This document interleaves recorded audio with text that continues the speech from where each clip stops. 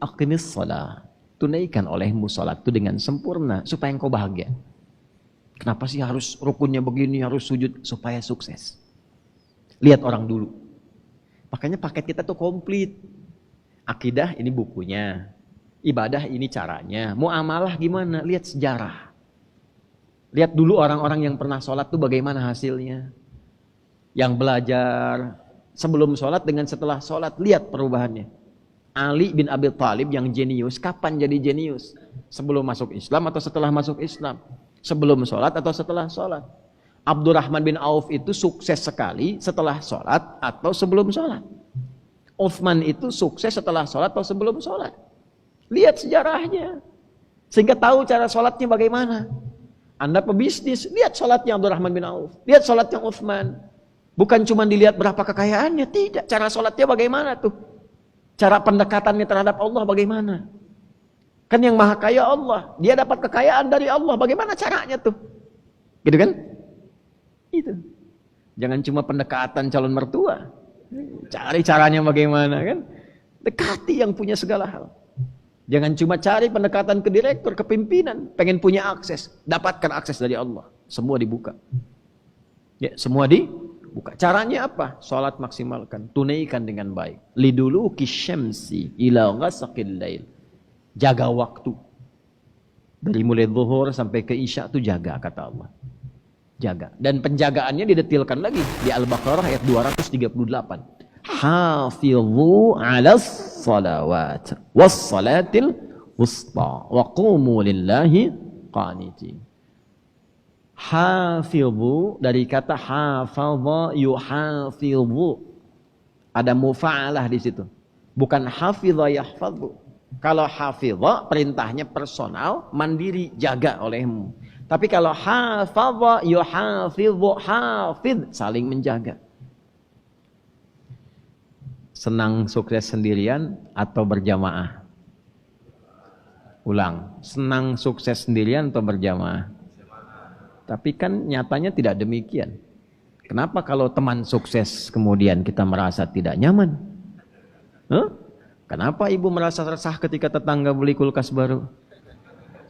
Katanya senang sukses berjamaah. Huh? Ya kan?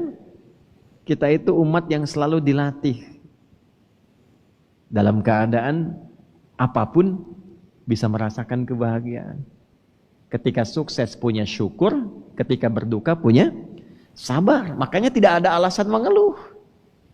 Dan tidak punya alasan untuk sombong. Karena punya syukur mencegah sombong, punya sabar mencegah keluhan. Komen Nabi terhadap itu, ajaban li amril mu'min. Orang beriman tuh kalau imannya sudah benar, perkara hidupnya mengagumkan. Nggak ada beda antara suka dan duka. Semua itu dikembalikan kepada Allah. Terima kasih ya Allah, saya yang dipilih bukan yang lain. Kapan itu bisa dilatih? Ketika sholatnya bisa ditemukan dan disempurnakan dengan baik. Saling jaga. Gak waktu sholat. Cek bu. Zuhurnya sholat gak? Asar sholat gak? Cek, pastikan. Cek and recheck. Double check. Wudunya bagaimana? Supaya apa? Supaya hidup anak itu bahagia kelak. Ya. Supaya hidup anak itu tenang kelak. Dan hidup itu bukan cuma di dunia, tapi juga di akhirat. Dunianya kan sukses Ustaz. Iya, dunia. Cuman kan nanti wafat. Semua yang didapatkan ditinggalkan. Bagaimana akhiratnya? Ini rumah mewah nih. Anak tidur di kamar misalnya. Qadar Allah, dan kita bermohon tidak terjadi demikian. Misal ada kebakaran. Api sudah menjalar. Anak masih tertidur.